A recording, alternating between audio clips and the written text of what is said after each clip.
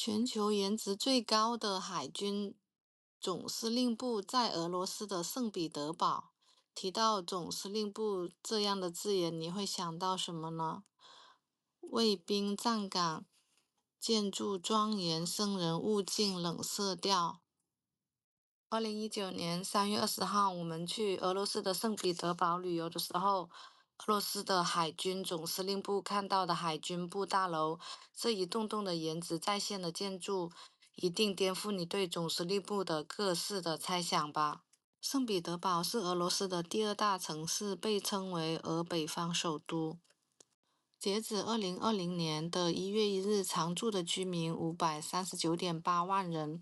位于俄西的北部，波罗的海、芬兰湾东岸、涅瓦河流经的市区。城市分布在42座岛屿上，由400多座的桥梁连接。市内有93条的河渠，水域面积占全市面积的1/10，素有“北方威尼斯”之称。圣彼得堡市拥有历史中心和相关历史古迹，以及市郊的宫殿、花园建筑等36个项目，共计4000余个建筑、历史和文化遗迹。圣彼得堡要塞坐落在圣彼得堡市中心涅瓦河的右岸，是圣彼得堡著名的古建筑。要塞在1703年5月16日的时候，彼得大帝在兔子岛上面奠基。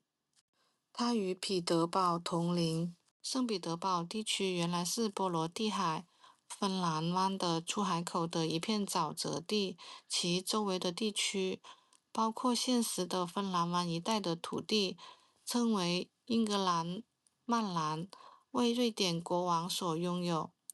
参观夏宫，整个夏宫左右两头各有一个形状一样的带有5个洋葱头形顶尖的楼座，中间是一座2层楼的建筑。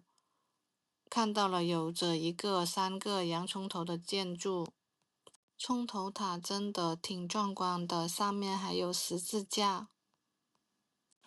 彼得大帝夏宫又被称为俄罗斯的夏宫，由瑞士人多梅尼克·特列吉尼设计的。它是历代俄国沙皇的郊外夏宫。参观完夏宫之后，晚上入住了这家酒店。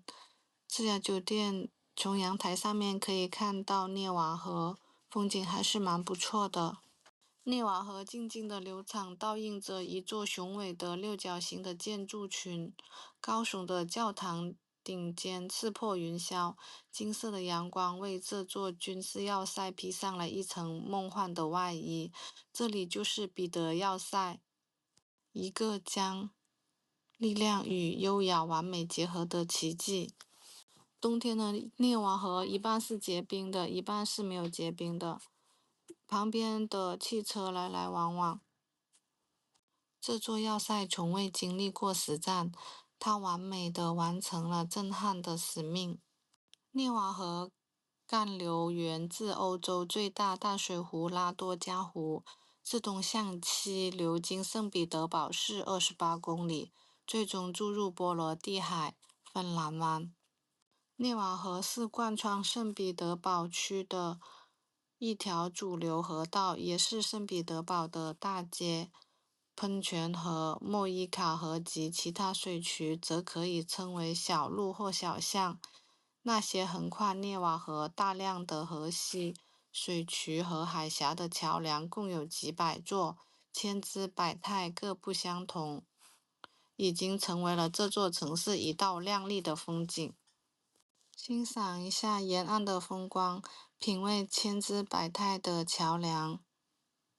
晚上回到酒店休息，在阳台上面就可以看到整条涅瓦河的全态。行程当中，我们有去了圣彼得堡的东宫，一个让艺术与历史交汇的神奇的地方。东宫是俄罗斯圣彼得堡的标志性建筑，一个让艺术与历史交汇的神奇之地。金碧辉煌的大厅与古老的石廊，每一个角落都似乎低语着过去的故事。圣彼得堡位于波罗的海岸，具有数百年的历史，是俄国的第二大城市，也是仅次于莫斯科的政治、经济、文化中心，有俄罗斯文化首都的美称。圣彼得堡要塞就坐落在圣尼瓦河的交汇处，原本规划建一座军事要塞的，但建成300多年以来，从未有用于军事的用途。早期这里曾经用作囚禁政治犯的监狱。著名的作家高尔基，列宁的哥哥，小说《钢铁是怎样炼成》里的保尔克科察金原型等名人都曾经在这座监狱里面被关押过。如今这里也成为了旅游打卡的热点。没有一个城市的冬天可以打败圣彼得堡。在不同的季节要去圣彼得堡，但是还是最爱那里的冬天，因为没有哪个城市的冬天像圣彼得堡这样寒冷却很温柔。街上行人不多，河面结了薄冰，远处的教堂金顶被暖黄色的灯光照亮。像一首歌里面飘着雪的圆舞曲，也像是陀思妥耶夫基斯笔下的街灯下人影被拉长的冬日的故事。如果说莫斯科是力量与秩序的象征，那圣彼得堡就像是一座来自沙俄时期的吟游诗人。这座城市从一开始就不是为了实用而建，它诞生于一个帝王的幻想，彼得大帝要开辟一扇通向欧洲的窗，于是让成千上万的人在沼泽地上筑起了宫殿与桥梁。300多年过去了，那种不切实际的浪漫气质仍然留在了这里。圣彼得堡有太多的故事了，它经历了帝国的荣耀、革命的混乱、苏联的工业浪潮，最终活成了今天这副既古老又现代的样子。圣彼得堡是从涅瓦河诞生的。彼得大帝当年选择在这片草泽上建一个城市，就是为了靠近这条通往波罗的海的水道。涅瓦河不只是地理的中心，涅瓦河更是城市的灵魂。涅瓦河是穿城而过的，穿起了宫殿、教堂和广场，也在无数文学作品里面流淌过。普希金、果戈里都描写过涅瓦河畔的夜色，那是一种带着寒冷的浪漫，一种既宏大又孤独的美。俄罗斯的巨人彼得大帝，18世纪初在俄罗斯的原野上，一位身高2.2米的巨人行走在路上，似乎他的步伐永远超越土地，永不满足现状。他就是俄罗斯罗曼诺夫王朝第5位沙皇，俄罗斯帝国首位皇帝彼得大帝。这座彼得大帝骑马的青铜骑士塑像，它是位于俄罗斯圣彼得堡市12月党人广场上面的，是彼得大帝骑马的青铜骑士塑像。雕像的名称来源于西普京的长诗《青铜骑士》。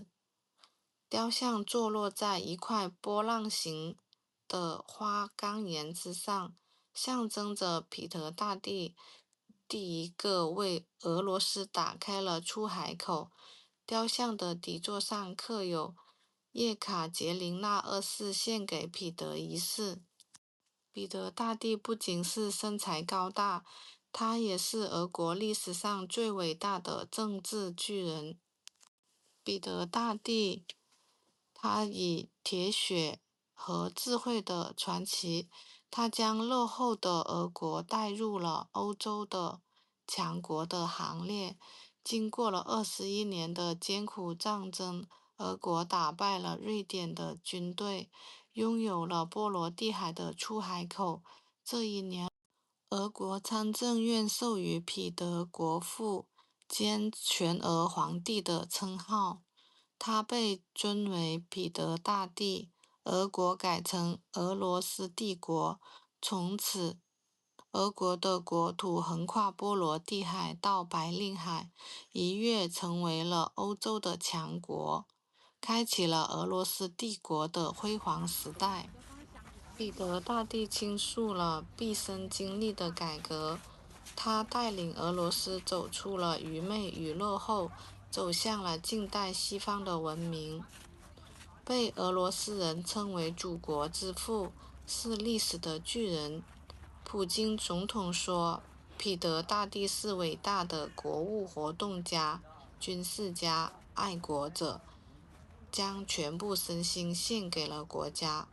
彼得大帝在国家治理、经济、科学、文化、教育方面推行的大规模的改革，提升了俄罗斯的国际威望，在很大程度上指明了俄国作为强大的主权国家与未来数百年内的发展道路。圣彼得保罗要塞，它是坐落在圣彼得堡市中心的涅瓦河右岸的兔子岛。要塞为六棱体的古堡，它的城墙高度为12米，沿着涅瓦河一面长700米，有6座灵堡及其他的军事的设施。要塞凭借着兔子岛的战略的位置，成为了对抗瑞典的前哨屏障，守护着新生城市的安全。随着战争的落幕，其军事意义的浅淡，但是在1917年的10月革命的前夕，这里化作起义军的司令部，成为了革命火种的摇篮。彼得罗夫门上的双头鹰象征着沙皇至高无上的权威。彼得保罗要塞的中心是彼得保罗的大教堂，它的金色的尖顶高达122米。电视发射塔建成前一直是全城最高的建筑，顶部是手持十字架的天使，成为了彼得要塞的重要的象征。大教堂内保存了从彼得大帝到末代沙皇尼古拉2世几乎所有俄罗斯沙皇和皇后的遗骸。保罗彼得要塞的南侧是几处与军事相关的建筑，如今已经改成了博物馆。岛上有著名的彼得大帝的铜像，据说摸他的手指有好运，所以他的手指被人们摸得锃亮的。现在已经被山栏围住了。广场上陈列着世界上第一个进入太空的载人返回舱和第一个宇航员尤里加加林的雕像。彼得保罗要塞面向岛内一侧的墙下展示着当年的大炮，还有一家蜡像博物馆展示着历史人物。圣彼得堡这座城市还有许多值得游览的地方，宫殿与博物馆。埃尔米塔省博物馆就是东宫，是世界上4大博物馆之一。馆内藏着超过300万件艺术品，建筑本身也极为的宏伟。夏宫彼得大帝的郊外宫殿被誉为俄罗斯的凡尔赛，它是以壮丽的宫殿和喷泉群而闻名。叶卡捷琳娜宫位于普希金城皇村，它的内部装饰极尽的奢华，尤其是被誉为了世界第8奇迹的琥珀厅。还有许多著名的教堂，比如滴血大教堂，它是以色彩斑斓的洋葱头、穹顶和华丽的马赛克装饰著称，是圣彼得堡的地标性建筑。还有喀山大教堂，仿照罗马圣彼得堡大教堂建造的，它拥有着壮观的半圆形的柱廊。圣以撒大教堂，世界四大圆顶教堂之一，金色的穹顶宏伟壮观，可以登顶俯览全城。圣彼得堡未受到战争影响的俄罗斯第二大城市。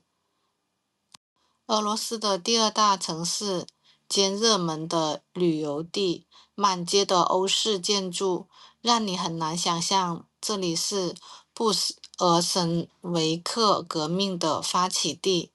最佳的旅游季节是在夏天，舒适的温度20小时的超长白昼，涅瓦河畔的繁华。冬天的圣彼得堡变得很阴沉，上冻的涅瓦河也不再有生机勃勃，但是恢宏的教堂、夜晚热闹的涅瓦大街和世界四大博物馆之一的冬宫，依然值得你在冬季的圣彼得堡停留至少2天。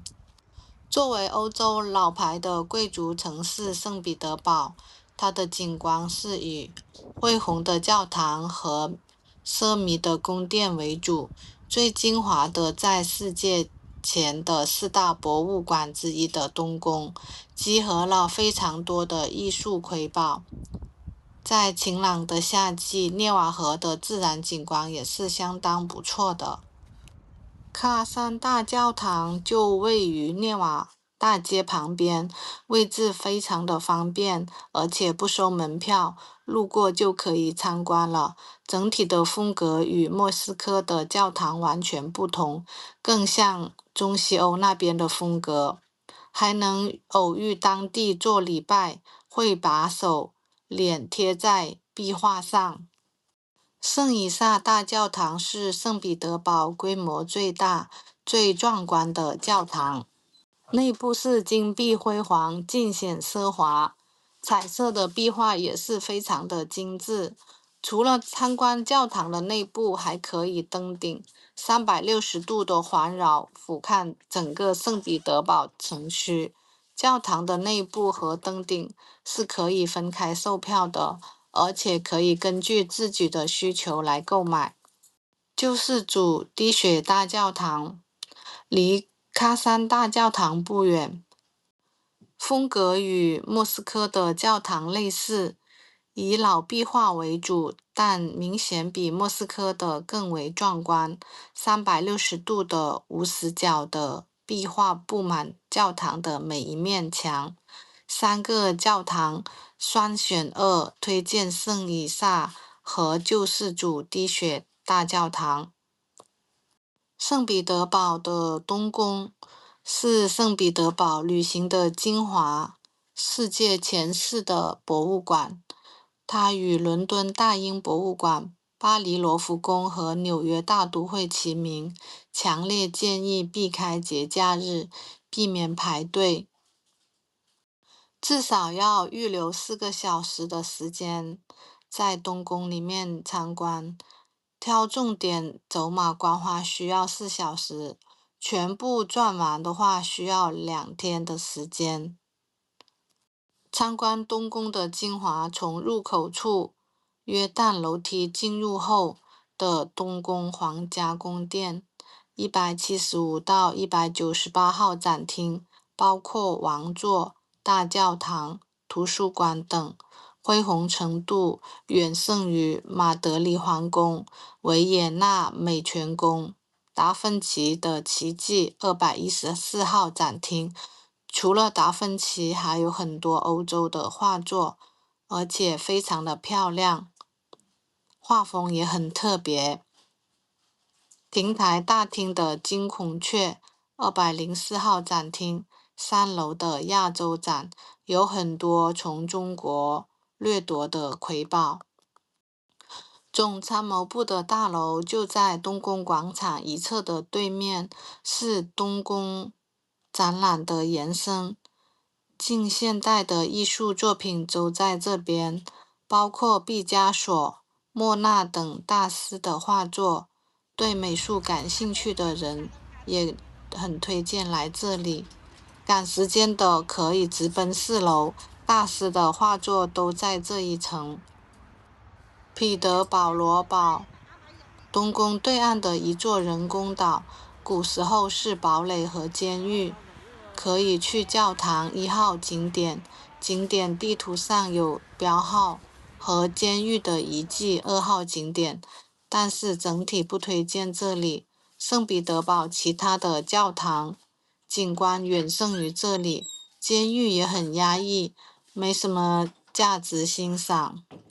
唯一值得看的是这里的堡垒的走廊，可以欣赏涅瓦河的全景，晴朗的天气会比较好看。涅瓦大街，圣彼得堡最繁华的街道就是涅瓦大街了。大街的两旁都是大型的欧式建筑，遍布商店和餐厅。往旁边拐的小街就明显冷清了很多。主要的景点有中宫教堂，也都离涅瓦大街很近的。在河岸上可以看到埃德斯和斯海法尔斯的购物中心和虹桥。在三一桥和彼得罗夫斯基要塞的景色，彼得罗夫斯基大教堂和米尔尼码头，涅瓦河和特立尼茨桥上彼得罗夫帕夫要塞的景色。喀山大教堂，从圣彼得堡的历史讲起，1703年在欧洲第3大河流涅瓦河流向波罗的海的出海口处，有一个掠夺其入海命脉的小岛，叫做兔子岛。彼得大帝为了与瑞典争夺出海口，防止瑞典的进攻，开始修建了一个要塞，名称与耶稣的最大与最小的2个弟子的名字来命名，叫的彼得保罗要塞。随后又把要塞扩建为城市。1912年，彼得一世将首都从莫斯科迁至到了这里。此后的200多年，这里成了沙俄帝国的政治、经济、文化中心。历代沙皇倾注国力，使圣彼得堡化身成为了闻名世界的艺术杰作。圣彼得堡的美体现在它的历史之美、建筑之美、艺术之美、风光之美等等多方面。生活在这里和到过这里的人们都对它赞美有加。数百年来，圣彼得堡赢得了多项美誉和称号。圣彼得堡拥有众多的华丽的宫殿，圣彼得堡及周边都拥有超过40多座皇家宫殿。这些宫殿曾经是几代沙皇的皇宫和行宫，是俄罗斯帝国皇室昔日的避暑与居住的圣地。宫殿群规模与奢华度居欧洲的前列。其中最著名的包括东宫，曾经是沙皇的皇殿，现为埃尔米塔日博物馆。位于芬兰湾沿岸的夏宫以宏伟的宫殿建筑群和喷泉瀑布闻名，被誉为俄罗斯的凡尔赛宫。位于普希金市的叶卡捷琳娜宫宫内的琥珀厅，墙面由琥珀镶嵌而成，是世界文化瑰宝之一。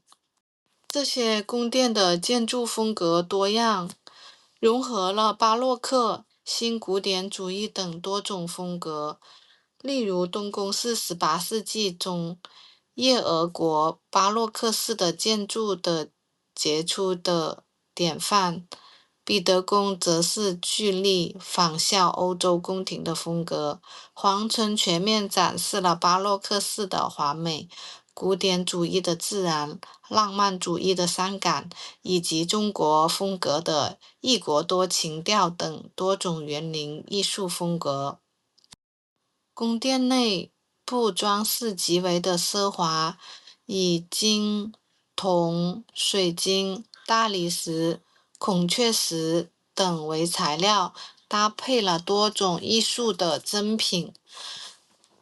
如东宫内部的乔治大厅墙上有一幅镶嵌有45000颗各种宝石的俄国地图，孔雀石大厅以孔雀石装饰，尽显豪华典雅。这些宫殿不愧是建筑的艺术的瑰宝，更承载着俄罗斯帝国的历史记忆，因此圣彼得堡被称为宫殿之都。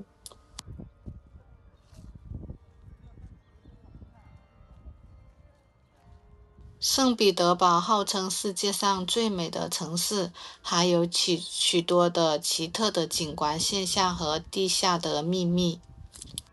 漂浮的城市，因为其独特的地理环境和城市建设的特点，圣彼得堡有漂浮的城市的支称，是一座岛屿，与河流众多。圣彼得堡坐落在波罗的海芬兰湾东岸涅瓦河河口，整个城市河渠纵横，岛屿错落，从高处俯瞰，城市仿佛漂浮在水面上。建筑与水景交融，圣彼得堡有大量的十字宫殿和建筑，它们依水而建，与涅瓦河等水系相互衬映，远远望去就像漂浮在水上，增强了城市的漂浮的视觉效果。地势且低，地下水位高，圣彼得堡地势较低，而且地下水位高。早期建设时，城市常常遭遇洪水的困扰，部分的区域甚至需要使用特殊的排水系统来维持地基稳定，这也给人一种城市仿佛漂浮在水上的感觉。壮丽的白夜景观，圣彼得堡位于北纬60度，是距离北极最近的大城市。这一个特殊的地理位置赋予了这里神奇的色彩，造就了许多的白夜现象。每年的12月冬至前后，每天不到5个小时的日照，让城市早上10点左右天才亮，下午3点多就开始天黑了。城市大多数的时间化身为静寂的世界，尤其是下雪以后，就成为了一个精美的童话。年复一年，昼夜交替的变化上演了独一无二的旋律，彰显了任何一个城市都无法比拟的独特魅力。如果说莫斯科是俄罗斯的心脏，那么圣彼得堡就是俄罗斯的灵魂。圣彼得堡位于俄罗斯，大抵就像上海置于中国。圣彼得堡意大利的建筑师的作品比比皆是。来俄罗斯不到圣彼得堡，就等于没有来俄罗斯。圣彼得堡就是俄罗斯的灵魂。涅瓦河上的微风轻轻地吹来，熙熙攘攘的街上，俊男美女成为了亮丽的街景。甜甜的涅瓦大街，我的思绪里弥漫着一种浪漫的微醺。圣彼得堡的奢华，它比浪漫更让我惊艳。对这座城市开始了了解，同大多数人一样，是二战中与莫斯科、斯大林格勒一同顽强抵抗纳粹德国的英雄城市。那时的圣彼得堡还叫列宁格勒，而且的确还是更喜欢以前的名字。始终无法忘记列宁和伟大的十月革命，以及十月革命为黑暗中挣扎探索的近代中国送来了马克思主义。圣彼得堡这座古老的城市见证了它的历史发展。